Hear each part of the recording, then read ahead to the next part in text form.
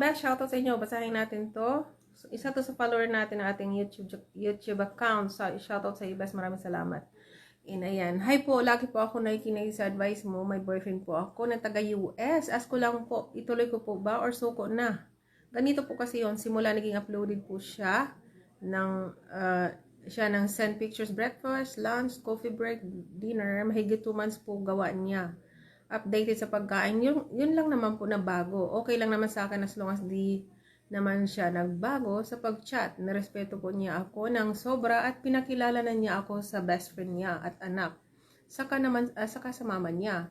Alam ko naman ang oras ng chat niya simula noon until now, pero minsan talaga di ko maiwasan magduda. Ayaw niya mag-away kami. Naka video call naman, nag-video call ba, best? Na-video call naman po kami noon, simula pa kami.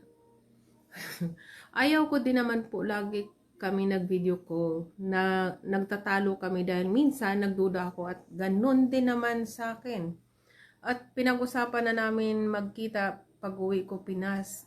Pero syempre po, never ako masa kasi ayaw ko masaktan at kahit sa pagmahal ko sa kanya ay 50% lang po loyal at faithful po ako and honest sa kanya. Sana mapansin niyo po ako. Maraming salamat sa iyo, best. Part 1 to.